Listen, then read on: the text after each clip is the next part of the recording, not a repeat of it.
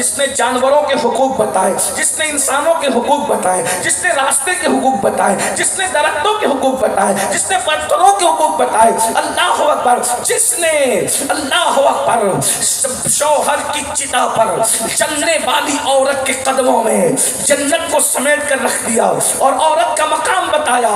अल जन्नत तहत अक़दामिल उम्महातिकुम, जन्नत तुम्हारी माओ के कदमों के नीचे है।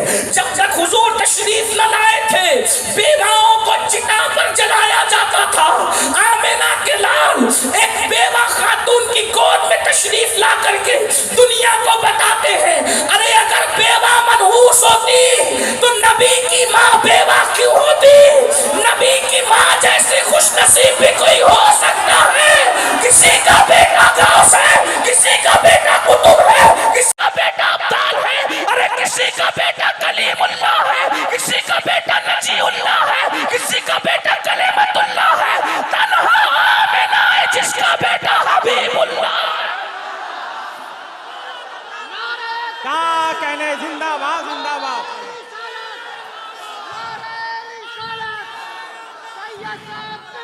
अरे जिस बेवा को सबने मनहूस जान करके जो है वो रुस्वा किया था, मेरे नबी ने उन्हीं बेवाओं की इज्जत बढ़ा दिया। बेवा माँ की गोद में तशरीफ ला के बताया, इतनी बरकत वाला रसूल जब बेवा माँ की गोद में आता है तो बेवा मनहूस नहीं हो सकती। उसका कसूर क्या है? इधर माँ को बेवा माँ की इज्जत बढ़ाई और उधर 2 मरतबा बेवा होने वाली खदीजतुल कुबरा को सुहागन बनाकर उम्मुल मोमिनीन बना दिया, तमाम मोमिनों की माँ बना दिया। देखो तो सही। और हुजूर के आने का सबसे पहले फायदा किसको मिला? औरत को मिला। और भी कौन सी औरत? आजाद औरत नहीं, आजाद औरत से भी ज्यादा गिरा हुआ दर्जा जो है वो कनीज औरत का था। लेकिन हुजूर जैसे दुनिया में तशरीफ लाए, कनीज दौड़ी दौड़ी गई और अबू लहब से कहा, अबू लहब मुबारक हो, तेरे घर भतीजा आया है, तेरे भाई अब्दुल्ला के यहाँ बेटा आया है। ऐसे ही अबू लहब ने उंगली का इशारा करके कहा, जा मैंने भतीजे की खुशी में तुझे आजाद कर दिया। गोया के नबी आके बता रहे हैं, अब मैं आ गया हूँ, औरतों को आजाद कराने के लिए आया हूँ, औरतों को आजादी देने के लिए। की आमद का सबसे पहला फायदा औरतों को मिला। आज लोग औरतों के हुकूक की बड़ी बात करते। मुझे यहाँ पर हुजूर की मिलाद की बात करनी, जश्न मिलाद। हुजूर आए, इनकलाब आया। पहले मैं आपके सामने कुछ बातें पढ़ना चाहता हूँ। आयत मुबारका जो पढ़ी है उस पर गुफ्तगू करने से पहले तमहीद के तौर पे अगर थोड़ी देर मुझे आने वाले शोरा और खुतबा का ख्याल है, वो मेरे बाद मेरी ही तरह वो मेहमान है, लेकिन चूंकि मैं पहले इसलिए बोल लेता हूँ कि मेरी गुफ्तगू जो है चूंकि बड़ी खुश्क होती है और रात जब ढल जाती है तो मेरी गुफ्तगू आपके कोई फायदे की नहीं रह जाती। इसलिए मैं चाहता हूं कि मैं अपने वक्त पे गुफ्तगू कर लूं। वैसे इंशाअल्लाह ताला अल्लाह जब तक तौफीक देगा गुफ्तगू के बाद में मैं बैठा रहूंगा, मैं जाऊंगा नहीं इंशाअल्लाह, अल्लाह की तौफीक के मुताबिक बैठ रहा हूं। लेकिन आपकी तवज्जो चाहता हूं अब थोड़ी देर बहुत गौर से मिलाद का फलसफा, जो लोग कहते हैं ना कि मिलाद से क्या हुआ, मैं आपके सामने रखना चाहता हूं कि मिलाद सिर्फ सुन्नियों का त्यौहार नहीं है, ये आलमी त्यौहार है, आफाकी त्यौहार है और पूरी कायनात का त्यौहार है। वो कैसे? एक बात देखो, हुजूर जब तशरीफ नहीं लाए थे, लोग नंगे होके काबे का तवाफ करते थे। दुनिया इतनी बिगड़ी हुई थी, अल्लाह के घर का तवाफ नंगे होके करते थे।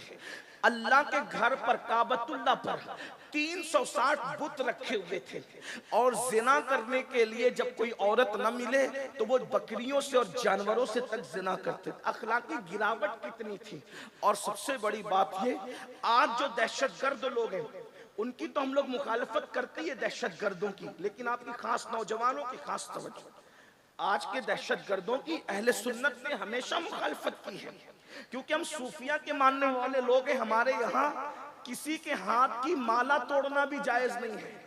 तो जब हाथ की माला तोड़ना भी जायज नहीं है, अरे माला टूटती है तो मोती बिखरते हैं। आपकी अगर तवज्जो मेरी तरफ है तो इधर सुने भैया, बात नहीं करें तो जो इस तरह हुजूर का जिक्र हो रहा है, कोई किसी का जिक्र न करे, बस अब यार का जिक्र होगा बस, और किसी का जिक्र नहीं। तवज्जो फरमाए, माला टूटती है तो मोती बिखरते हैं, लेकिन जब सर किसी का अलग किया जाता है तो उसका पूरा खानदान बिखरता है ना। तो हमारे यहाँ जब माला तोड़ने की किसी के हाथ की इजाजत नहीं है तो फिर किसी का सर काटने की इजाजत कैसे कैसे हो सकती है?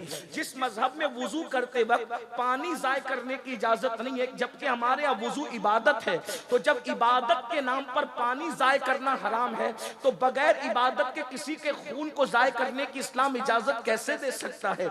हमारा मजहब अमन का मजहब है, शांति का मजहब है, सुकून का मजहब है।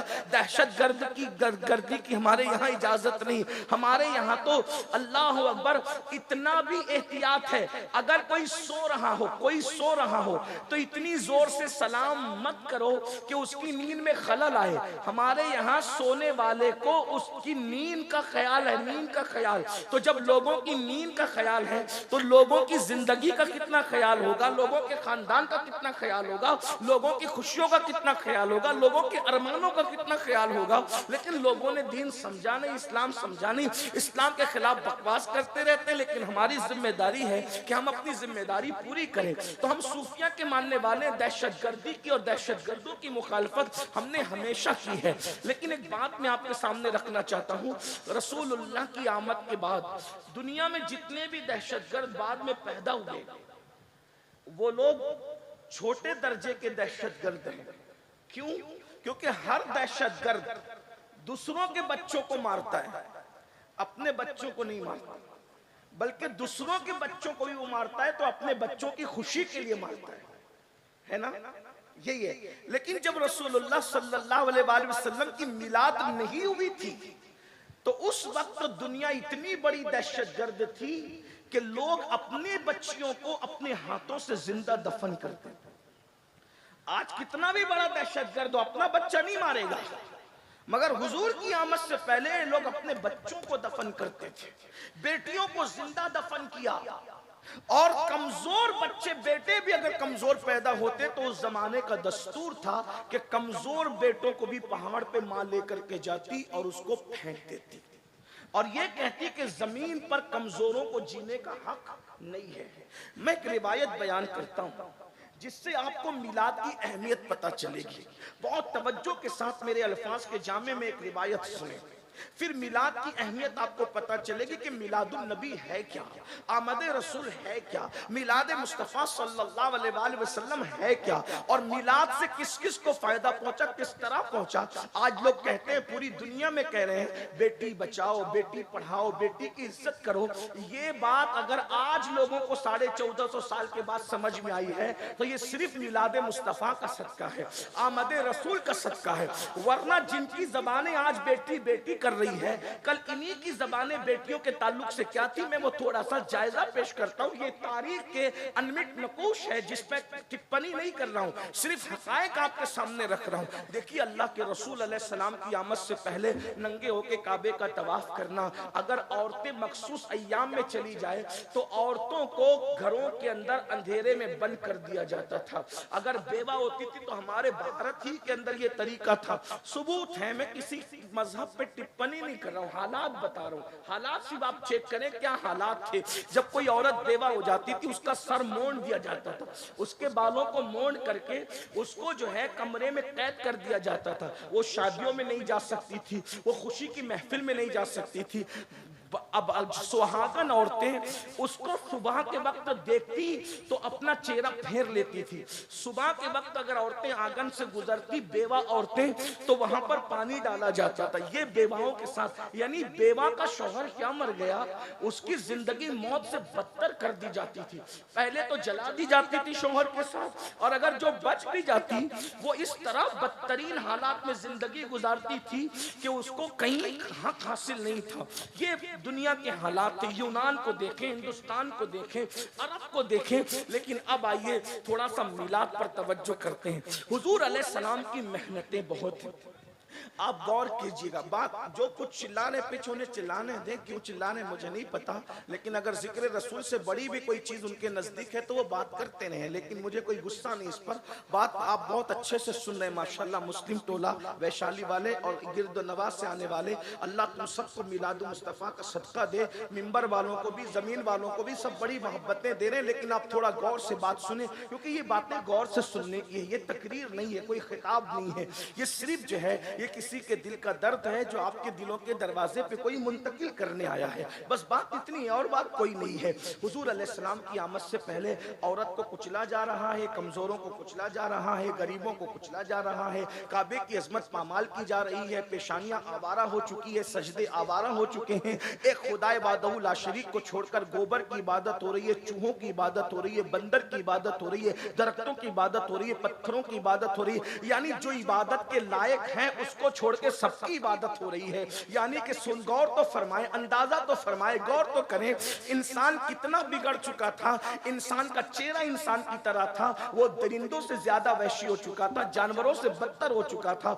जो खुदा की हक तलफी करने लगे वो किसका हक अदा करेंगे? अल्लाह अकबर, अल्लाह अकबर। अंदाजा फरमाए हुजूर के आने से पहले के हालात जो मैं वाकया पेश करके आपको समझाना चाहता हूँ, बताना चाहता हूँ, जरा उसको महसूस करें। अगर दूसरे मकातिब फिक्र के भाई आए हैं उनसे भी मेरी गुजारिश है कि जरा मिलाद पर तवज्जो करें। मिलाद किस चीज का नाम है? मिलाद कहते किसे? अगर आपने किसी से सुन करके जो है वो यूं ही बोलना शुरू कर दिया है और यूं ही आप हुजूर अलैहिस्सलाम की मिलाद पर टिप्पणी करते हैं तो थोड़ा सा एक मुताला करें, मिलाद किस चीज का नाम है। दरअसल बात यह कि जब अल्लाह के रसूल तशरीफ लाए तो हुजूर अलैहिस्सलाम की आदत करीमा थी कि आका अलैहिस्सलाम फज्र की नमाज के बाद अपने सहाबा की तरफ रुख करके और किबले की तरफ पीट करके बैठ जाते थे और सहाबा किराम से पूछते थे, आप में से किसी ने कोई ख्वाब तो नहीं देखा? सहाबा अगर ख्वाब देखते तो हुजूर को वो बयान करते, हुजूर अलैहिस्सलाम उस ख्वाब की ताबीर बयान करते। कभी कोई ख्वाब हुजूर देखते तो अल्लाह के रसूल अलैहिस्सलाम अपना ख्वाब बयान करते और उनको ताबीर बताते।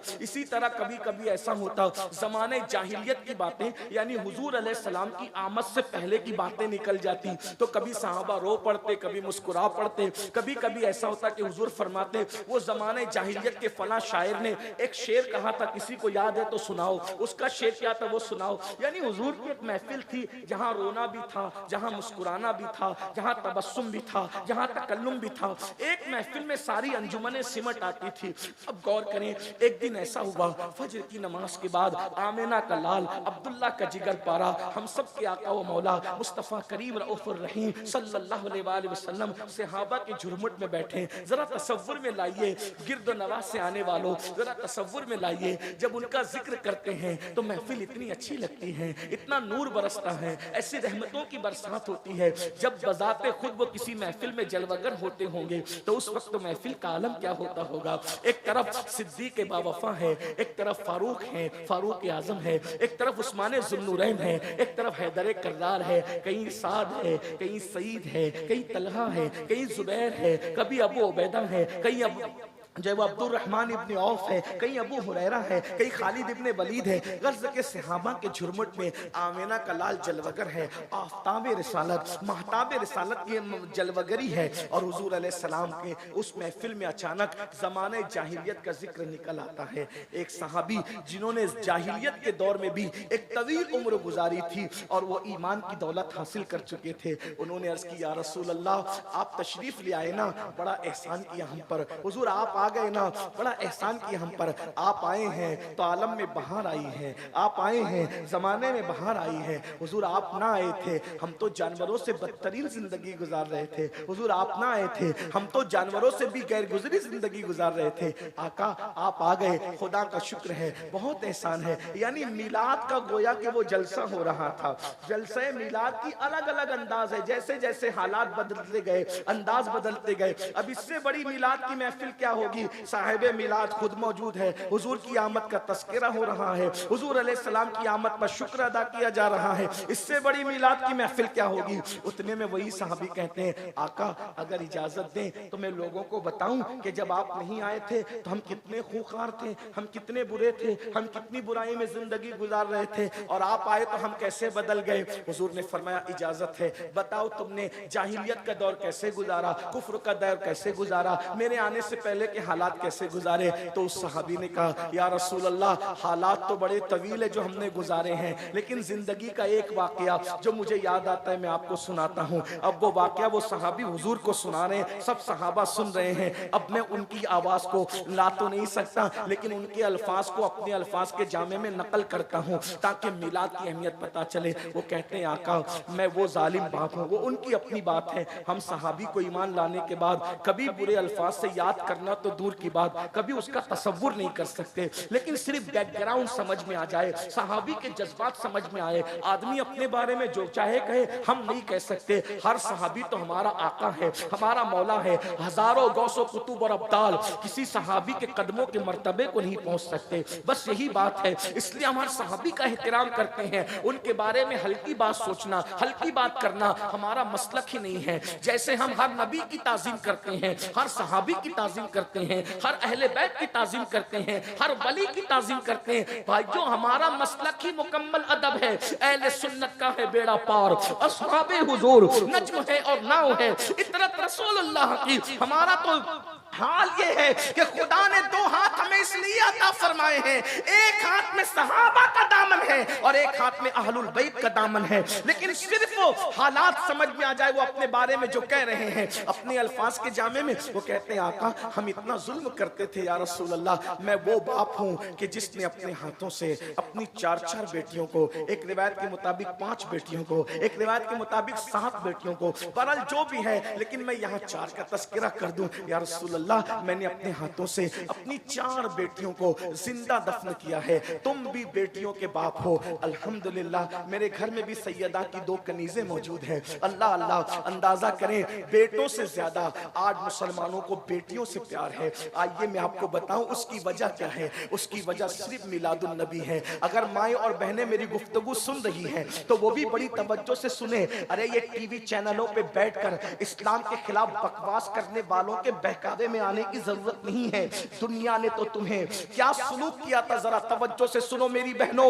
वो सिर्फ आमिना का लाल है जिसने औरतों की इज्जत को बहाल किया है। वो सहाबी कहते हैं आका मैंने अपने हाथों से अपनी 4-4 बेटियों को जिंदा दफन किया है, लेकिन चौथी बेटी की दफन की दास्तानी कुछ और है। अल्लाह अकबर। अब मेरे अल्फाज के जामे में थोड़ी देर के लिए अल्लामा अरशदुल कादरी की तहरीरों का सहारा लेकर के थोड़ी देर सुन ले। वो कहते हैं आका 3 मरतबा बेटी के बाद बेटी, बेटी के बाद बेटी पैदा हुई, चौथी मर्तबा मेरी बीवी मुराद से थी। मुझे बड़ी उम्मीद थी कि अब की मर्तबा, चौथी मर्तबा बेटा ही पैदा होगा। अब की मर्तबा उम्मीद होती है, मोमिन हो या काफिर, अनपढ़ हो या जाहिल, इल्म वाला हो या बगैर इल्म वाला, उम्मीद तो उम्मीद होती है। अब की मर्तबा बड़ी तमन्ना थी, आसार नजर आते हैं, अल्लाह ने खुशी दिखाई है, अब की बार बेटा होगा। मैं बहुत उम्मीद में था, ऐसे में मुझे इंतजार था कि मेरी उम्मीदें यकीन में तब्दील होगी, मेरे घर के आंगन में फूल, खुशियों के फूल मुस्कुराएंगे। मैं इसी इंतजार में था।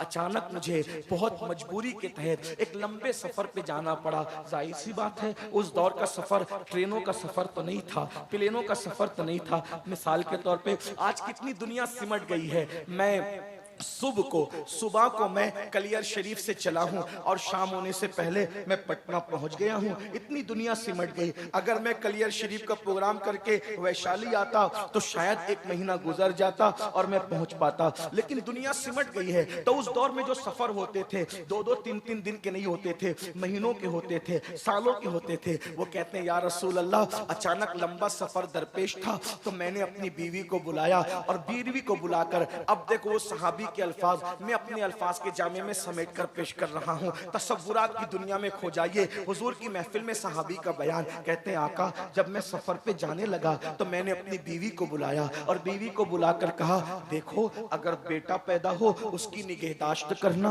उसका ख्याल करना, उसकी परवरिश करना, लेकिन हाँ अगर पहले की तरह बेटी पैदा हो तो फिर तुम उसको जिंदा मत रखना, बल्कि जैसे मैंने कब्र खोद करके उसको दफन कर दिया था 3 बेटियों को, वैसे चौथी को भी तुम दफन कर देना। गोया के एक बाप अपनी बीवी को अपनी बेटी के हवाले से ये वसीयत कर रहा था सफर पर जाने से पहले पहले कि जब तेरे यहाँ बेटी पैदा हो तो तू ममता का इजहार न करना, ममता का इजहार न करना, बल्कि नागिन बन करके उसको डस लेना। अल्लाह अकबर। अंदाजा फरमाए बेटी का ये हाल था, बेटी के बारे में तसव्वुरात थे। और उसके बाद फिर मैं सफर पे चला गया और जब बहुत बहुत तवील अरसे के बाद मैं सफर से वापस आया तो मैंने अपनी बीवी से सबसे पहला सवाल ये किया, बताओ जो अमानत मैं तुम्हारे पेट में छोड़ करके गया था उस अमानत के बारे में तुम क्या कहती हो। मेरी बीवी ने मुझसे झूठ बोला और उसने कहा, मेरे सरताज मुर्दा बच्ची पैदा हुई थी, मैंने फेंक दिया, बात आई गई हो गई, अब मैं अपनी नॉर्मल जिंदगी गुजारने लगा। एक दिन ऐसा हुआ या रसूल अल्लाह, जो घर आने का मेरा टाइम था उसके अलावा यानी उस टाइम के अलावा जल्दी से मैं घर आया तो मैंने क्या देखा कि मेरे घर के आंगन में मेरी बीवी एक नन्ही सी 4 साल की बच्ची के साथ खेल रही है। वो बच्ची की शक्ल हूबहू मेरी तरह थी, वो मेरी हमशक्ल थी और मेरी बीवी को वो माँ कह कह के पुकारती थी। मैंने पहली मर्तबा अपने घर के आंगन में कोई बेटी देखी थी, इसलिए कि हमारे यहाँ बेटी का क्या तस्वुर था, बेटी का मतलब शैतानत, बेटी का मतलब बेबरकती, बेटी का मतलब नहूसत, बेटी का मतलब तबाही, बेटी का मतलब बर्बादी। हम बेटी को ये सब कुछ समझते थे, शैतान का दूसरा रूप हम बेटी को समझते थे, बेबरकती का सबब हम बेटी को समझते थे, नहूसत का सबब हम बेटी को समझते थे। मैंने 4 साल की अपनी हमशबी बेटी को अपने आंगन में देख करके गरजदार आवाज में पूछा, कौन है ये बच्ची? तो मेरी बीवी मेरे कदमों में गिर गई और कदम पकड़कर कहने लगी, मेरे सरताज आप पूछते हैं बच्ची कौन है? दरअसल मैंने आपसे झूठ बोला था, बात यह है ये मेरी और तुम्हारी मोहब्बतों की निशानी है, ये मेरी और तुम्हारे प्यार की निशानी है। 4 बेटियां हो गई है, 3 को तो दफन कर दिया, अब 5वीं मर्तबा पता नहीं मैं माँ बन सकूंगी कि नहीं बन सकूंगी, इसलिए चौथी बच्ची को ममता की वजह से बचा लिया है। तो अब इसको दफन मत कीजिएगा, इसको मारिएगा मत, इसको जो है वो इसकी जिंदगी मत खत्म कीजिएगा। मेरी बीवी ने मुझे इतनी मिन्नत और समाजत की कि फिर मैंने फैसला कर लिया, अब मैं ये बेटी को पालूंगा, दफन नहीं करूंगा। लेकिन माहौल माशरा इतना जालिम था कि हम बेटी को बर्दाश्त नहीं कर सकते थे, इसलिए कि बेटी बड़ी होगी, शादी होगी, कोई दामाद बनेगा, वो हमें दबाएगा, इसलिए हम बेटियों को दफन बर्दाश्त नहीं कर सकते थे। मैंने बीवी को कहा ठीक है, मैं वादा करता हूँ हम इसे पालेंगे। और फिर उसके बाद बेटी मेरी बेटी, मैंने उसके साथ मोहब्बत की एक्टिंग शुरू की, मोहब्बत का एक गोया के दोहरा मेयार और गोया के जाहिरी तौर पे मोहब्बत मैंने शुरू की। मगर बेटी की खुसूसियत ये होती है कि बेटी माँ से ज्यादा, सबसे ज्यादा अगर किसी से प्यार करती है तो वो अपने बाप से प्यार करती है। मेरी बेटी जब सोती थी तो मेरी बाहों में सोती थी, मेरे बगैर वो रहती नहीं थी, वो मुझे अब्बा कह के पुकारती थी तो बहुत प्यार का समंदर उसके अंदर ठाठे मारता था, लेकिन मुझे वो बुरी लगती थी। मैं इंतजार में था कि कभी मौका मिले तो मैं इस नहूसत को, इस बेबरकती को जिंदा दफन कर दूंगा। एक दिन मैंने मेरी बाहों में सोने वाली बेटी को अपने बाहों में लिटाया और मैं इंतजार करने लगा जब रात गहरी हो जाए, रात तारीक हो जाए, मैं इस नहूसत और शैतानत को दफन कर दूं। बस ऐसे ही हुआ, रात तारीक गुजर गई, रात की सियाह जुल्फें अल्लाह अकबर जब उसके घुटनों से नीचे ढलकने लगी, रात की सियाह जुल्फें अल्लाह अकबर जब चादर बनकर उफ़क़े मक्का पर गहराई के साथ छा गई। सोने वाले सो रहे थे, नशे में धुत होने वाले हो रहे थे, पाप करने वाले पाप कर रहे थे। अल्लाह अकबर उस बुतों की गंदगी और नहूसत से काबतुल्लाह शरीफ की अज़मत को तार तार करने की कोशिश की गई थी, लेकिन कुदसियाने फलक रात के आखिरी हिस्से में काबतुल्लाह के तवाफ के लिए नाजिल हो रहे थे। सारे मक्के के दरवाजे बंद थे। अचानक एक दरवाजा उस रात की गहराई में खुलता है और एक बाप सोने वाली बेटी को अपने हाथ में लेकर के खामोशी के साथ बाहर निकलता है, बीवी की आंखों से बचाकर, उसकी नींद का फायदा उठाकर। गौर करें, एक बाप के हाथ में एक 4 साढ़े 4 साल की बच्ची है और वो ले करके बाहर निकलता है। जैसे ही वो अपनी बेटी को लेकर बाहर निकलता है, सोचिए इस तरह से तो आज भी कई बाप लेकर के बाहर निकलते हैं, लेकिन हुजूर की मिलाद के पहले के बाप के इस तरह निकलने में और आज के बाप के इस तरह निकलने में आपने कोई फर्क महसूस किया है? फर्क ये है, किसी भी मजहब का बाप हो, किसी भी मसलक का बाप हो, आज जब बेटी को ऐसे लेकर के निकलता है तो यकीनन उसकी बेटी बीमार होती है और वो दवाखाने की तरफ दौड़ता है और कहता है डॉक्टर मेरी पूरी पूंजी ले ले मगर मेरी बच्ची को बचा ले। ये मिलाद के बाप के, मिलाद के बाद के जज्बात है। हर मसलक का बाप, हर मजहब का बाप, और इससे पहले एक बाप निकल रहा है हाथ में बेटी को लेके तो जिंदा दफन करने के लिए, और उसके बाद वो बाप कहता है या रसूल अल्लाह अल्लाह, जब मैं जल्दी जल्दी चलने लगा तो मेरा पैर एक पत्थर से टकराया, मैं जमीन पे गिर गया। जब जमीन पे गिरा हूं तो मेरी बच्ची दूर गिरी है, मैं गिरा हूं, लेकिन मैं इस बच्ची की नींद उस ठोकर की वजह से जमीन पे गिरने से खुल गई। मैं उठा, जल्दी से मैंने उठा, संभला, और इससे पहले कि मेरी बीवी को खबर हो और वो दौड़ती हुई आए इस बच्ची को बचा ले, मैंने बच्ची को उठाया तो बच्ची जाग चुकी थी। वो रोकर कहती थी, बाबा तुम्हें कहीं चोट तो नहीं आई? बाबा तुम्हें कहीं, बेटी तो बेटी थी ना, बाबा तुम्हें कहीं चोट तो नहीं आई? अल्लाह अकबर। आका, उसके इस मासूमाना जुमले पर भी मेरा दिल नहीं पिघला। मैंने कहा चलो। उस बच्ची ने कहा, आप मुझे अंधेरे में कहां ले जा रहे हैं? मैंने कहा चलो। जब वो चलने के लिए तैयार ना हुई और उसने अपनी माँ को पुकारा तो या रसूल अल्लाह, मैंने उसको घसीटना शुरू किया। पहले हाथ पकड़ के घसीटा, जब उसने कहा मैं नहीं आऊंगी, अम्मी कहाँ है, अंधेरे में मुझे डर लगता है, बाबा आप मुझे कहाँ ले जा रहे हैं? या रसूल अल्लाह, शैतान मुझ पर इतना गालिब था कि जब हाथ पकड़कर मेरी बेटी मेरे साथ चलने के लिए तैयार न हुई तो उस वक्त मैंने उसके बालों को पकड़ा और बालों के जरिए से घसीट करके मैं उसको वहां ले जाने लगा। मक्के के लोग जहां अपनी बच्चियों को जिंदा दफन करते थे, या रसूल अल्लाह, वो मुझसे बार बार कहती थी, बाबा मुझसे कसूर क्या हुआ है, मुझसे गलती क्या हुई है, आखिर मोहब्बतें नफरतों में क्यों बदल गई है? वो बाहों में सुनाने वाला बाप आखिर मुझे लेकर कहां जा रहा है? या रसूल अल्लाह, मैंने कहा जालिम, तेरा बाप तुझसे कभी प्यार नहीं करता था, तूने मुझे बाप माना था, लेकिन मैंने तुझे कभी बेटी नहीं माना था। बिलाखिर या रसूल अल्लाह, अल मुख्तसर घसीटते हुए मैं वहां ले गया जहां काबतुल्लाह के सामने आज भी एक कब्रिस्तान है। हज को जाओ, उम्रा को जाओ तो जाओ और जा करके नन्ही नन्ही कब्रों को देखकर अंदाजा करो कि मिलाद के पहले के हालात क्या थे। मिलाद को समझते क्या हो जालिमो? अल्लाह अकबर, अल्लाह अकबर। मैं वहां लेकर के पहुंचा और जल्दी जल्दी से मैं गड़ा खोदने लगा ताकि शैतानत को, नहूसत को, बेबरकती को, बेटी को दफ्न कर दूं।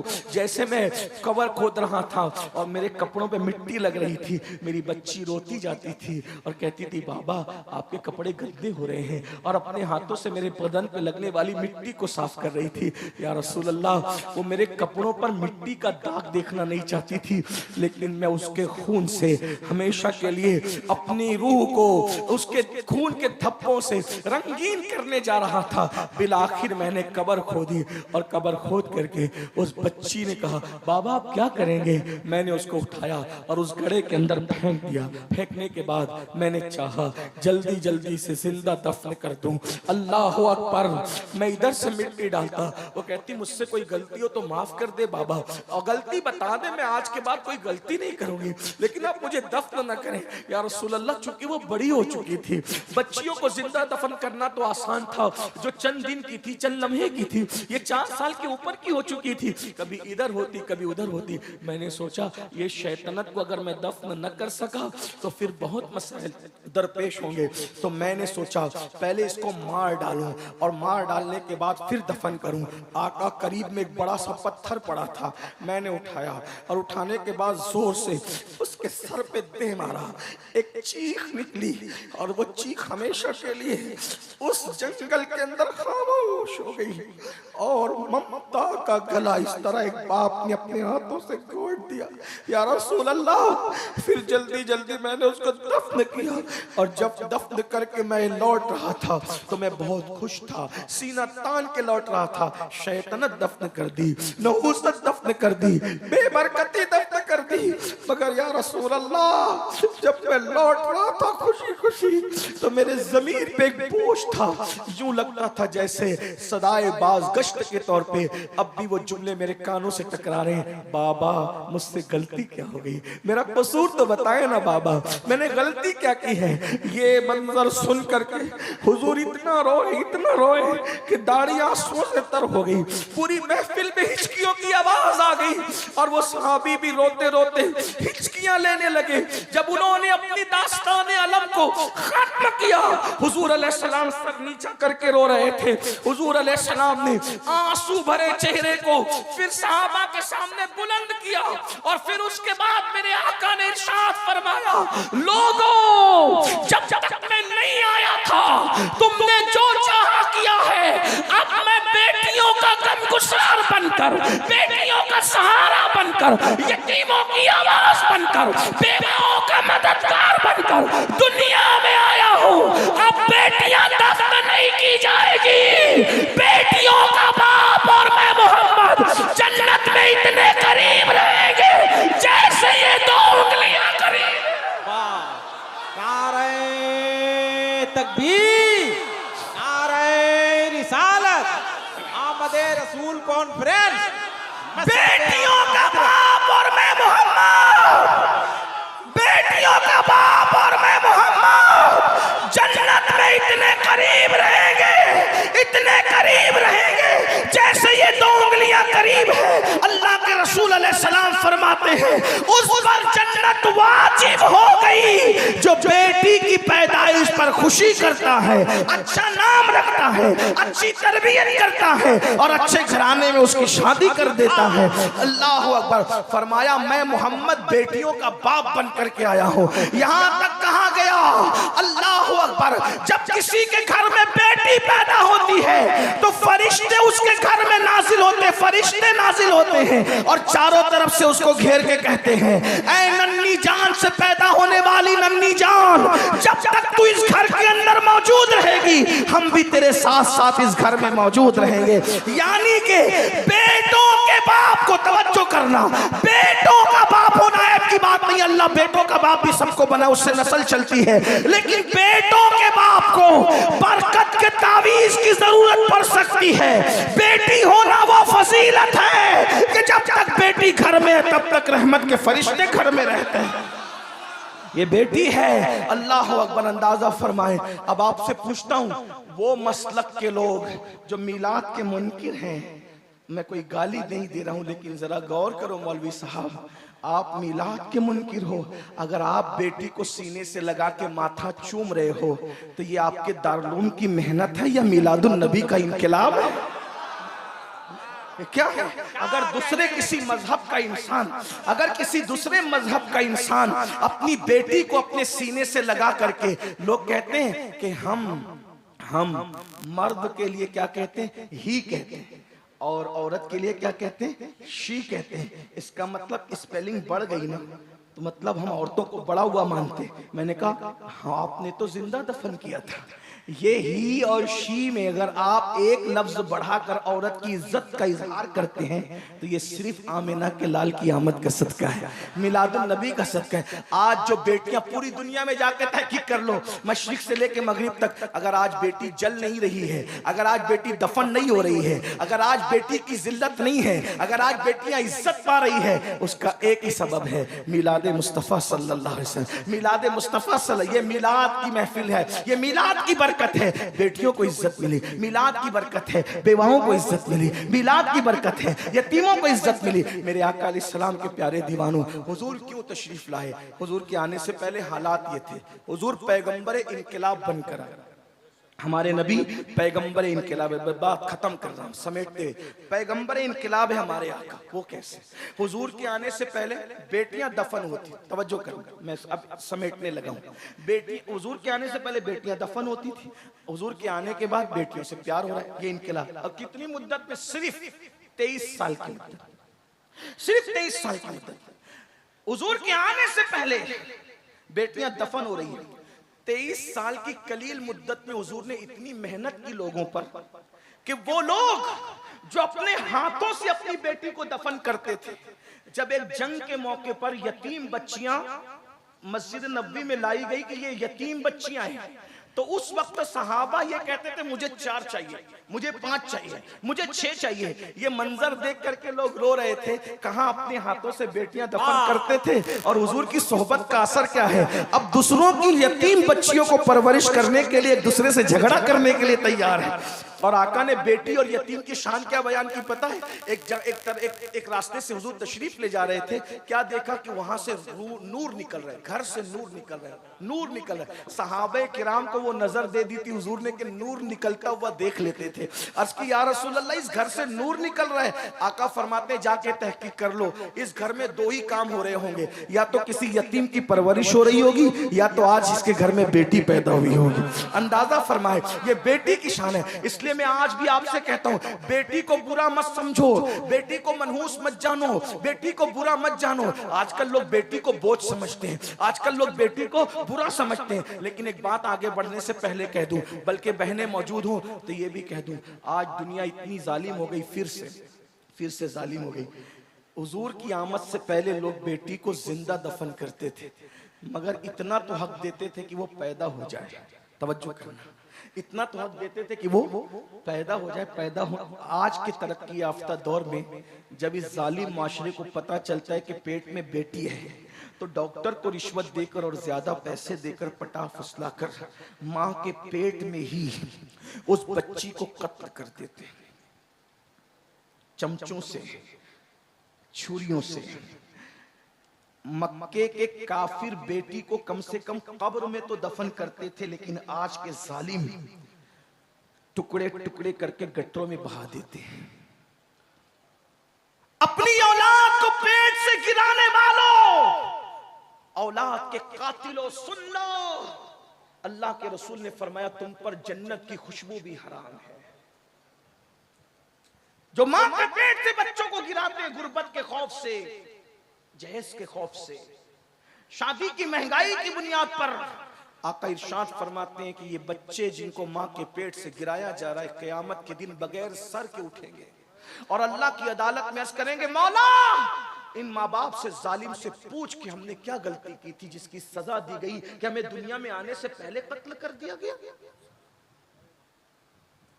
बच्चे चंद वजूहात की बुनियाद पे कत्ल हो रहे हैं। नंबर एक, या तो बेटियां इसलिए कत्ल हो रही है कि शादी कैसे करेंगे, वजह तुम हो, मिलाद मनाने वालों तुम हो, क्योंकि तुमने शादियों को इतना महंगा कर दिया है कि आज उन शादियों की बुनियाद पे बच्चियां कत्ल हो रही हैं।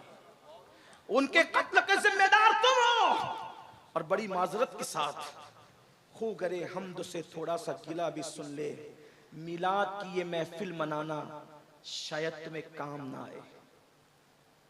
माफ करना, माफ कर देना, और माफ नहीं कर सकते तो मुझसे बात कर लेना, मैं बात करने के लिए भी तैयार। क्यों काम ना है पता है?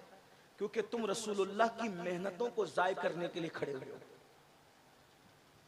हुजूर अलैहिस्सलाम ने मेहनत की थी, क्यों मेहनत की और कितनी मेहनत की थी बताऊं? हुजूर की मेहनत कितनी थी? रसूलुल्लाह के आशिक बन के हुजूर की मेहनत को जाय करने खड़े हुए हो। तो ऐसे आशिकों पर हुजूर की मेहनत का अंदाजा नहीं।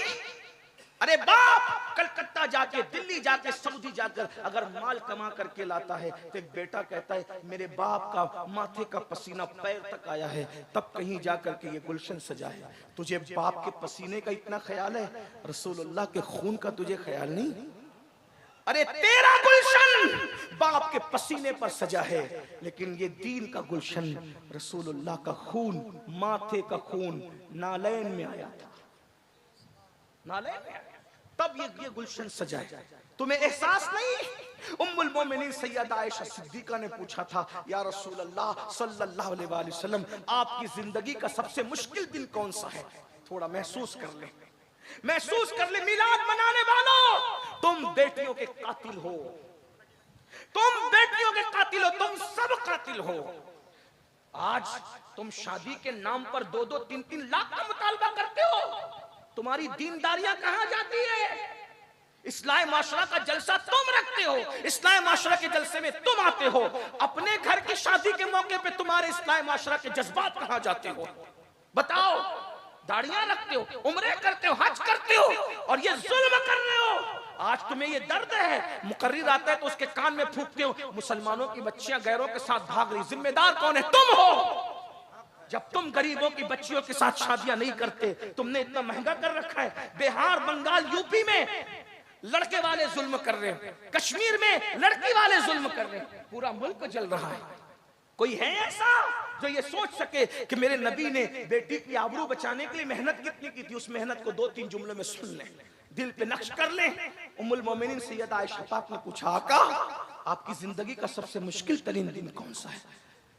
फिर खुद ही कहने लगी, चूंकि हुजूर से बहुत करीब थी और हुजूर की बारगाह में जिसको कहते हैं ना कि किसी का इतना फ्री हो जाना कि इंसान मुंह लग जाता है, हुजूर बहुत प्यार करते थे उनसे। उनके बिस्तर पे कुरान नाज़िल होता था, वो जो चाहती थी सवाल कर लेती थी। तो कहती थी सबसे मुश्किल दिन आपकी जिंदगी का कौन सा था? फिर खुद ही स्टेटमेंट दे दिया, ओहद का दिन मुश्किल था ना आपके लिए, जिस दिन आपके दंदान शहीद हो गए थे, घोड़े से आपको जमीन पे डाल दिया गया था, घुटने फट गए थे, पूरा जिस्म लहू लहान था, हुजूर खुद नहीं चलते थे, सहाबा उठा करके पहाड़ पे ले गए थे, पूरे जिस्म से लहू रस रहा था।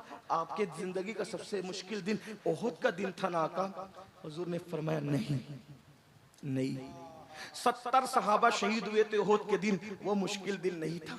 अमीर हमजा का कलेजा चबाया गया था। मेरी जिंदगी का वो मुश्किल दिन इतना मुश्किल था, लेकिन सबसे मुश्किल नहीं था। अमीर हमजा की नाक, कान, होठ, उंगलियां काटकर रस्सी में पिरोकर हार बनाकर पहनने वालों ने गले में पहना था, बाजू में बांधने वालों ने बाजू में बांधा था, पाजेब की शक्ल में पैर में डाले गए थे, कलेजा चबाया गया था। उस दिन हजरत हंजला पहली रात का दूल्हा शहीद हुआ था। 70 सहाबा की लाशें पड़ी थी। सरकार कहते हैं मुश्किल तो था आयशा, लेकिन सबसे मुश्किल दिन मेरी जिंदगी का वो नहीं था। फिर पूछा हुजूर कौन सा था?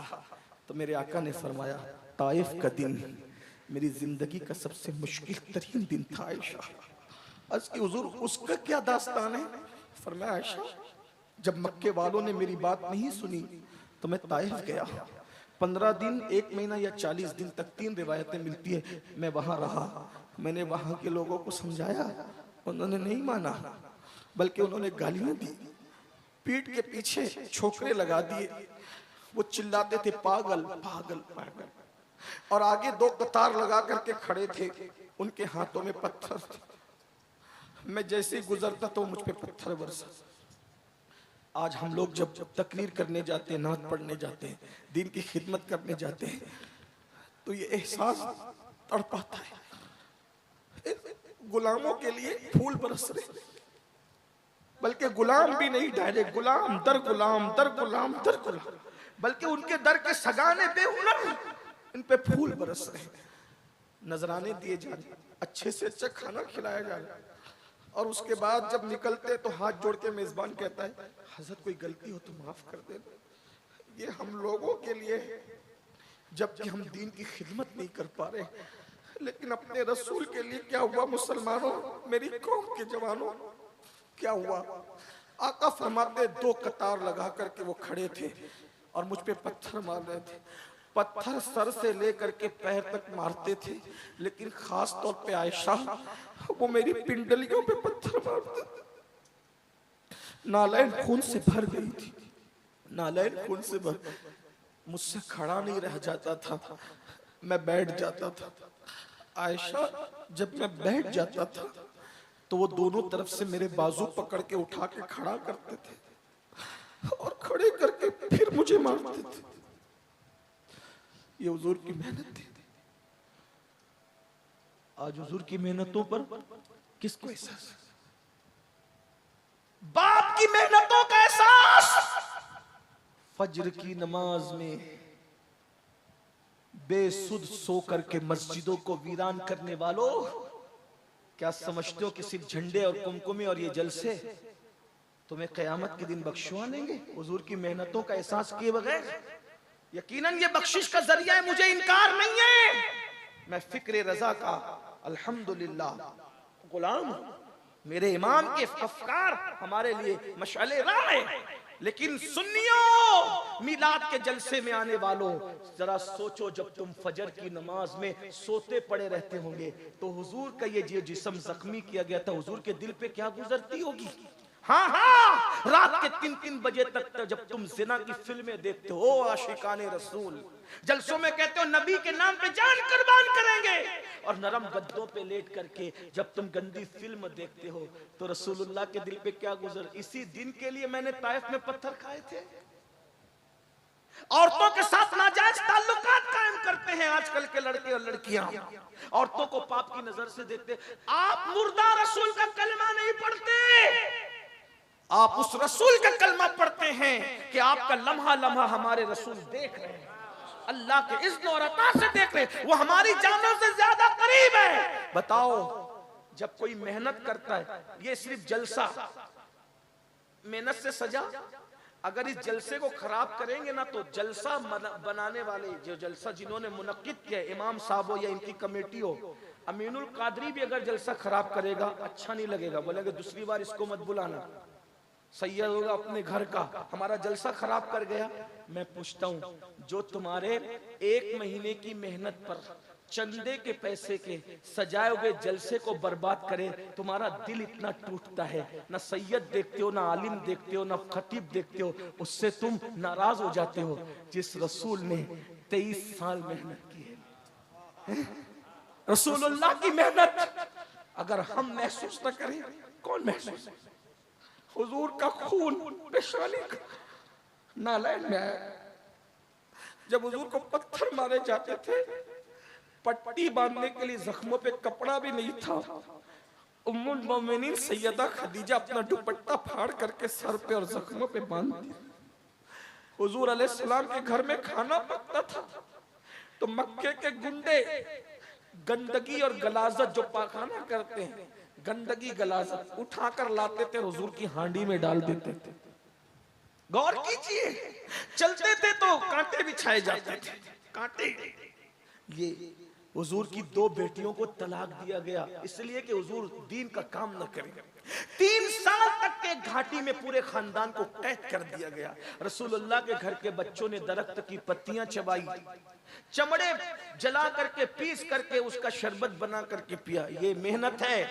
अब बताओ, जब तुम्हारी वजह से शादियां महंगी होगी, कार मांगोगे, जहेज मांगोगे और बेटियां गैरों के साथ भागेगी, शादियां महंगी होगी या पेट के बच्चे कत्ल किए जाएंगे, और जब मैदान महशर में तुम रसूलुल्लाह की बारगाह में हाजिर होंगे, मिलाद मनाकर या जो भी दावे करके, हुजूर चेहरा फेर ले, हुजूर चेहरा फेर ले, बताओ क्या होगा? आज रसूलुल्लाह की मेहनत का एहसास नहीं है तुम्हें? कोई शराब पी रहा है, कोई नशा कर रहा है, अरे शराब की बोतल हाथ में आने से पहले तुझे महसूस होना चाहिए कि ये दीन मेरे घर तक कितनी मेहनतों से पहुंचा। ऐसे मुनाफिक सिफत दीनदार मत बनो, जबान पे जलसों में दीन और अंदर दुनिया। जब तुम बेटे का रिश्ता तय करने जाते हो तो मौलाना को क्या कहते हैं? मौलाना मेरी बीवी नहीं मान रही है, वो जहेज का मुतालबा कर रही है। इतने फर्माबरदार हो बीवी के, हर दिन तुम चलाते हो बीवी को और शादी के मौके पे तुम्हें बीवियां नजर आती हैं। बहाने बहाने सब मांग रहे हैं। और अगर मेरी ये गुस्ताखी माफ हो तो मैं हिंदुस्तान की जमीन पे ये जरूर कह रहा हूं कि सिर्फ दुनियादार लोग नहीं, दीनदार तबका भी इस लानत में मुलव्विस है। क्या जवाब दोगी अल्लाह को? क्या जवाब दोगी? अगर वाकई मिलाद मनाना है तो इनकलाब का हिस्सा बनो और आज सच्चे दिल से तय करो, मुझे खुश करने के लिए नहीं, अपने नबी को, मिलाद वाले रसूल को जिसके जरिए से हमें जन्नत लेना है, उनको खुश करने के लिए कि इंशाअल्लाह अब मैं अपनी शादी करूं या अपने बच्चों की शादी करूं। जो कंवारे वो अपनी शादी के बारे में, जो औलाद वाले वो अपनी औलाद के बारे में ये हुजूर से वादा करें, मुझसे नहीं कि या रसूल अल्लाह, अगर आपकी उम्मत की बेटियां जहेज की वजह से पेट में कत्ल हो रही है या औरों के साथ भाग रही है, तो जब मैं अपने बेटे का निकाह करूंगा तो इंशाअल्लाह मैं यूं कहूंगा कि बगैर जहेज के निकाह करूंगा। अगर मेरा समधी देना भी चाहेगा तो मैं कहूंगा जा किसी और मौके से दे देना, लेकिन जहेज का खात्मा करूंगा और अल्लाह अकबर, बगैर जहेज की शादी करके दुनिया को बताऊंगा कि नबी के नाम पे जान देना भी जानते हैं और बिदअत का खात्मा करना भी जानते हैं। अगर ये हो गया, इनकलाब आएगा, तब्दीली आएगी। याद रखना, इस दीन को हमारे घर तक पहुंचाने के लिए अल्लाह के रसूल की बहुत मेहनतें हैं। उस मेहनत का एहसास करो। आज हम सिर्फ जबान से मिलाद मनाते हैं, झंडे लगाते हैं, लेकिन हुजूर की मेहनत का हमें एहसास। भाइयों, एक दिन में 3 बार कपड़े बदलते हो, अच्छा है बदलो, 4 बार बदलो। हमारी कादरी, हम तो कादरी सूफी लोग हैं, हमारे कादरियत बहुत तसव्वुफ में बहुत इंजॉय वाली है। हमारे गौस पाक कहते हैं अच्छा खाओ, अच्छा पहनो, अच्छे काम करो। हमारे गौस तो इतना महंगा पहनते थे कि बादशाह को भी पहनो, 4 बार पहनो। लेकिन इतना जरूर कहता हूँ, 4 बार कपड़े बदलने के बाद ये मत भूलो कि इसी दीन के लिए सहाबा जो उहद में शहीद हुए थे, उनको कफन भी नसीब नहीं हुआ था। बगैर कफन के दफन होने वाले सहाबा की कुर्बानी भी याद कर। कितनी औरतों का सुहाग उजड़ा है ना, तब हमारे घर पे इस्लाम पहुंचा। कितने बच्चे यतीम हुए तब हमारे घर पे इस्लाम पहुंचा। कितनी जाने गई तब हमारे घर पे इस्लाम पहुंचा। अब बताओ, हमने अपने बच्चे को डॉक्टर बनाना चाहा, इंजीनियर बनाना चाहा, टीचर बनाना चाहा, सब बनाया। बनाओ, बिल्कुल बनाओ। क्या आपने अपने बच्चे को मुसलमान भी बनाया? बताओ। ट्यूशन के लिए जगाते हो, स्कूल जाने के लिए सुबह 5 बजे जगाते हो, कभी अपने बच्चों को नमाज के लिए भी जगाया? बहुत माजरत के साथ, जो रसूल कहे कि नमाज मेरी आंखों की ठंडक है, नमाज पढ़ते हो? नहीं। जलसे में आए 3 घंटा बैठेंगे, 5 घंटा बैठेंगे, कितने लोग इशा पढ़ के? हाथ मत उठाना, जलील करना मकसद नहीं। हुजूर की उम्मती हो, हमसे बेहतर हुआ, आपकी हुर्मत को काबे से अफजल करार दिया गया है। लेकिन इतना पूछता हूँ, इशा कितने पढ़ के आए और जाके फजर कितने पढ़ेंगे? बहुत माजरत के साथ अर्ज करूं, जो जलसा करते हैं ना, वो भी इल्ला माशाल्लाह नमाज नहीं पढ़ते। जलसे की मसरूफियत में ये मगरिब भी छोड़ते हैं, असर भी छोड़ते हैं, इशा भी छोड़ते हैं। करोड़ों जलसे एक पल्ले में रखा जाए और एक सजदा फर्ज एक पल्ले में रखा जाए, करोड़ों जलसे उस सजदे का बदल नहीं हो सकते। आप क्या सोच रहे हो नमाज छोड़ दूंगा मिलाद के जरिए बख्श दिया जाऊं? भाइयों, हमारे यहाँ मिलाद फर्ज नहीं है, उलमा मौजूद है, नफिल है, मुस्तहब है, ज्यादा से ज्यादा हुजूर से मोहब्बत का इजहार है। मैं मना नहीं कर रहा हूँ, अल्हम्दुलिल्लाह मिलाद पर मेरी तकरीरें मौजूद है। हम कहते हैं जो मिलाद मनाने से मना करते हैं उनके दिल सिया हो गए, हम उनसे मुकाबला कर रहे हैं। लेकिन आपसे कहता हूँ, मिलाद मनाओगे नफिल मुस्तहब करके और फजर छोड़ दोगे, नमाजें छोड़ दोगे, फिर सोचोगे हुजूर बख्शवा लेंगे। देखो, हुजूर तो किसी को भी बख्शवा सकते हैं, उनकी शान है। एक मैं क्या, मेरे इसियां की हकीकत कितनी, मुझसे 100 लाख को काफी है इशारा तेरा। लेकिन ये भी सुन लो, वो जिसको चाहे बख्शवा सकते हैं, वो मुख्तार कुल है, नबी मुख्तार कुल है, जिसको जो चाहे अता कर दे। ये मेरा अकीदा है। अगर वो चाहे तो करोड़ों को इशारों में बख्श दिया जाए, मगर उन्होंने ही फरमाया, जिसने जानबूझकर नमाज छोड़ दी, कयामत के दिन उसके साथ मेरा कोई वादा नहीं है। मैं मोहम्मद उससे बेजार हूं, वो मेरे जिम्मे से बाहर हो गया है। कहां गई नमाज? नमाज कहां गई? जिस दिन मिलाद का जुलूस निकालते उस दिन भी फजर नहीं पढ़ते। हुजूर के दिल पे क्या गुजरती, अल्लाह के रसूल के दिल पे क्या गुजरती होगी? फिर कहता हूं, मुनाफिक न बनो, अगर आशिक बन रहे हो सच्चे बनो। एक हदीस सुन लो, बात पूरी करता हूँ। कूतुल कुलूब में शेख अबू तालिब मक्की रहमतुल्लाह अलैह एक हदीस लिखते हैं। मैं कहूंगा तो मुजरिम होगा, लोग मुझसे नाराज भी होते हैं क्योंकि मैं ऐसी बात करता हूँ। कुछ लोग तो ये कहते हैं कि पता नहीं ये सुन्नी है भी कि नहीं है। मैंने कहा, अगर कुरान हदीस बयान करना मशकूक करता है, आप जो चाहे टाइटल दे दे। अल्हम्दुलिल्लाह मैं 41 पुश्तों का पुश्तैनी सुन्नी हूँ, कन्वर्टेड सुन्नी नहीं हूं। हाँ अल्हम्दुलिल्लाह 41 पुश्तों का सुन्नी हूं, और जिसमें सैयदा फातिमा और मौलाए कायनात हमारे शजरे में नसब के एतबार से सबसे ऊपर हैं। अल्हम्दुलिल्लाह अल्हम्दुलिल्लाह। लेकिन एक बात आपसे कहूं, हकीकत अगर मेरी बात वाकई सुन्नियत से टकराती है तो आप मेरी इस्लाह करें, मुझसे बात करें।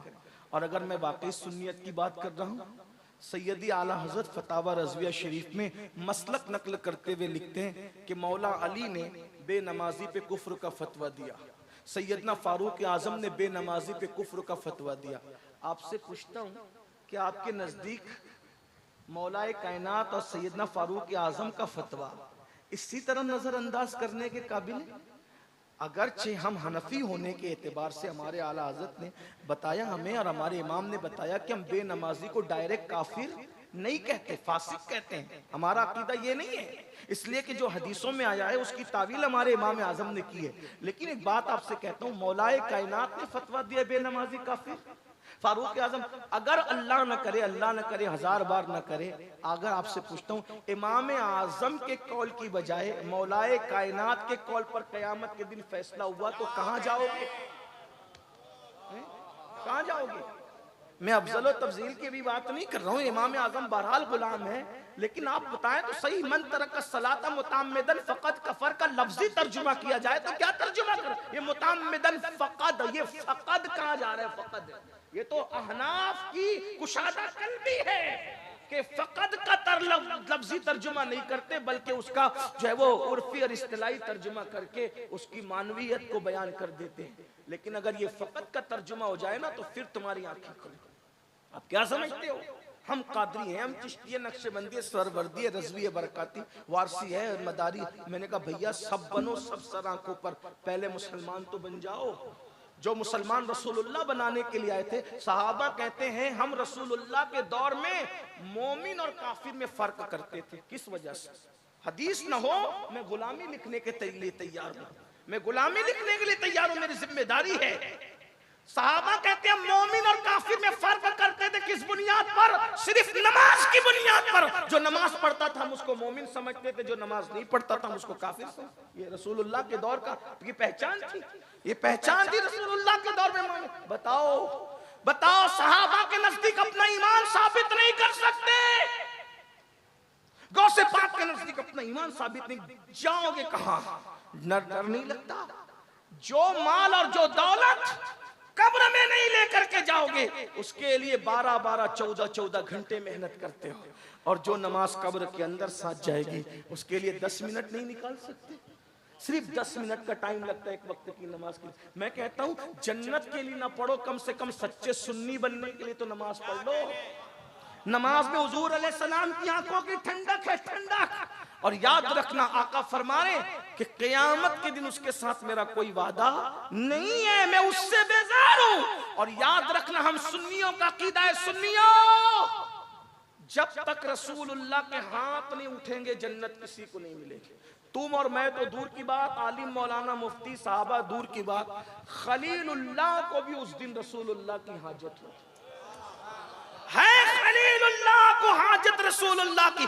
जब तक हुजूर की बारगाह में अल्लाह अकबर निगाहे करम ना होगी, किसी की बिगड़ी ना बनेगी। अब सोचो, नमाज छोड़ने वालों 10 मिनट का टाइम लगता है, मिलाद मनाने वालों मनाओ, धूम से मनाओ मिलाद, हश्र तक डालेंगे हम पैदाइश मौला की धूम, मिस्ल फारस नजद के किले गिराते जाएंगे, खाक हो जाएं अदू जलकर मगर हम तो रजा, दम में जब तक दम है जिक्र उनका सुनाते जाएंगे। मिलाद मनाई जाती रहेगी, लेकिन गौर से सुनना।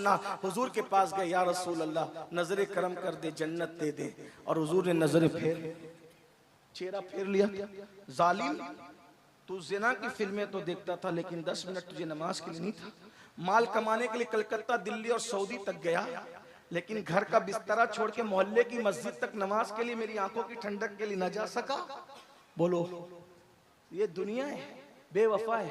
भाइयों, औलाद के लिए जो कमा कमा के जमा रहे हो, जमाओ, बहुत जमाओ, अल्लाह तुम्हें खूब दे, मैं मना नहीं कर रहा हूं, लेकिन ये सब औलाद ऐश करेगी, ऐश। जीते जी बच्चे 24 घंटे में खैरियत का फोन नहीं करते माँ बाप को, ये मरने के बाद मगफिरत की दुआ करेंगे ये मसलूब बच्चे हैं? खुद सोचो, सऊदी चले जाएं, दिल्ली चले जाएं, कलकत्ता कमाने के लिए, बूढ़ी ना इंतजार, उसको तो बड़ा फक्र कि मेरा बच्चा सऊदी में है, मेरा बच्चा दिल्ली में, मेरा बच्चा कलकत्ता में। 24 घंटे में एक फोन नहीं आता बूढ़े माँ बाप। बताओ ना, इबरत ले लो, इबरत। अल्लाह सबके बच्चों को नेक बनाए, लेकिन इबरत ले लो कि जो बच्चे 24 घंटे में हमें जीते जी फोन नहीं कर रहे हैं, वो हमारी मगफिरत के लिए दुआ क्या करेंगे? जो कुछ करना अपने लिए कर लो, यही से कर लो, अपने हाथों से कर लो।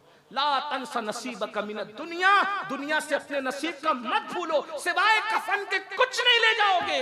सब यहाँ बहुएं राज करेगी, बेटे राज करते रहे, लेकिन आपका हमारा कोई नहीं है। कब्र में कीड़े चलेंगे, इन मोटे मोटे नरम नरम खूबसूरत जिस्मों में कीड़े चलेंगे। बहुत घमंड है ना अपने नसब पर, अपने जिस्म पर, अपनी दौलत, कीड़े चलेंगे। मैं कोई बद्दुआ के तौर पे नहीं कह रहा हूं, हकीकत है। ऐसे कीड़े की हड्डियां भी चाट जाएंगे कीड़े, क्योंकि हुजूर से वफा नहीं, नमाज नहीं पढ़ी, हुजूर की बात नहीं मानी, सिर्फ जबान से दावे करते रहे। मगर हाँ, अगर कोई सच्चा रसूलुल्लाह का वफादार है, कीड़ा चलना तो दूर की बात, इंशाअल्लाह उसका कफन भी मैला नहीं होगा। लेकिन कोई वफा तो करे। जो हदीस पढ़ने लगा था वो सुन ले, बात मैं पूरी करता हूँ। क़ुतुल क़ुलूब में शेख अबू तालिब मक्की रहमतुल्लाह अलैह हदीस लाई कि अल्लाह के रसूल अलैहि सलाम का इरशाद है, मेरे आका फरमाते हैं, जो मुझसे इश्क का दावा करे, हम सब आशिक लोग हैं ना, इश्क का दावा, आका फरमाते हैं जो मुझसे इश्क का दावा करे और पूरी रात सोता रहे, मैं मोहम्मद ऐलान करता हूं कि वो झूठा है, झूठा। जो रात भर सोए इश्क का दावा करके वो झूठा है, तो जो फजर में भी सोता रहे सुबह के वक्त, वो कितना बड़ा झूठा होगा। इसका मतलब जो आशिक लोग हैं ना, वो रातों को सोते नहीं है। इश्क हो जाए तो दुरूद पढ़ते जगेंगे, नफिल पढ़ते जगेंगे। देखा उस आशिक को, देखा उस आशिक को जो माँ के पेट से वली पैदा हुआ था, लेकिन 40 साल तक इशा के वुजू से फजर की नमाज पढ़ी। गौस पाक को जानते हो कि नहीं जानते? उन्हें क्या जरूरत थी, माँ के पेट से वली पैदा हुए थे। लेकिन इश्क जितना ज्यादा होता है, आदमी इबादत उतनी ही ज्यादा करने लगता है। हम कैसे आशिक है कि 3-3 दिन तक पाक भी नहीं रहते, खड़े होकर पेशाब करते हैं। हम कैसे आशिक है कि हफ्ते हफ्ते भर मस्जिद जाने की तौफीक भी नहीं होती। एक जुमला कह दूं, बुरा ना मानो तो, जो इश्क तुम्हें घर से निकाल के मस्जिद तक नहीं ले जाता, इतना कमजोर है तुम्हारा इश्क। तो जो इश्क इतना कमजोर हो, जो घर से मस्जिद तक न ले जा सके, वो इश्क तुम्हें कभी जन्नत तक नहीं ले जा सकता। इश्क तो वो है जिसने हंजला को पहली रात की दुल्हन छुड़वाकर ओहद के मैदान तक लाया था। इश्क तो वो है जिसने इमाम हुसैन को मदीने का आराम छुड़वाकर करबला तक लाया था। इश्क तो वो है जिसने हमजा को इतना हौसला दिया था कि कलेजा चबवा कर भी मुस्कुरा रहे थे। इश्क ये है। ये इश्क वाले मजे ले रहे होंगे, और हम जैसे जो सिर्फ दावा कर रहे हैं, दावे में रह जाएंगे। दुआ करो अल्लाह में सच्चा आशिक बनाए। अहद करो, बोलो करते हो अहद? आज से नमाज छूटेगी? बोलो आज से नमाज छूटेगी? नहीं। कितने लोग अल्लाह के रसूल को गवाह बनाने के लिए हाथ उठाकर वादा करते हैं कि इंशाअल्लाह 5 वक्त की पढ़ेंगे। हुजूर के नाम पे बताओ कितने हाथ उठाते? हाँ माशाअल्लाह, उठा के रखे, हुजूर गवाह हो जाए। जरा हम भी तो देखें। हम देखे ना देखे, लेकिन मदीने की सरकार देख रहे हैं। उठाएं, बोलो वादा करते हो? ए अल्लाह, वादा करना तेरे महबूब के नाम पे इनका काम है। इस वादे की लाज रखना तेरे करम पर है। अल्लाह सबको नमाज। दूसरा थोड़ा मुश्किल वादा। कितने वो गैर शादीशुदा लड़के हैं जो वादा करते हैं कि बगैर जहेज के शादी करूंगा। हाय हाय, हाँ सुभान, उठा के रखें। ये इनके, ये मिलाद इनकलाब का नाम है। लेकिन बोलो अब्बा के कहने पर तो फिर मजबूर नहीं हो जाओगे। माँ बाप की वही बात मानना जो शरीयत के मुताबिक हो, और जो शरीयत के खिलाफ वो हाथ जोड़ के कहना कि आप कह रहे हैं ले, नबी कह रहे मत ले, मैं बाप की नहीं इस वक्त तो रसूल पाक की मानूंगा।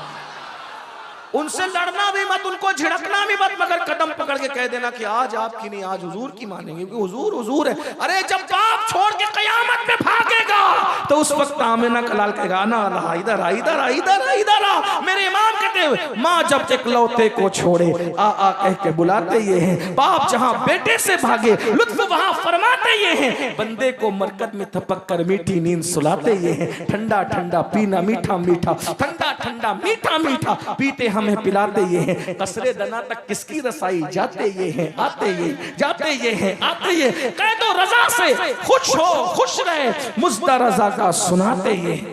अभी जवानों ने हाथ उठाए, जरा उठाए तो एक बार। हाय, भूलेंगे तो नहीं। जो गैर शादीशुदा मिंबर पर है, जरा उनकी भी जिम्मेदारी है। उनमें से कौन वादा करता है? जरा उठाए। मिंबर वाले भी हुजूर की उम्मत से अलग नहीं है। थोड़ा गुस्ताखी माफ कर दे। सब शादी, कुछ है गैर शादीशुदा। अच्छा, अब शादीशुदा लोगों का इम्तिहान है। अपने बच्चों की, पोतों की जब शादी करेंगे तो कितने ऐसे लोग हैं जो हुजूर की उम्मत की बेटियों की आबरू बचाने के लिए बगैर जहेज के शादी करेंगे। अच्छा, उठा के रखें, यही बात है। अल्लाह सबको सलामत रखे, खुश रखे, आबाद रखे। मिलाद का जश्न होता रहे।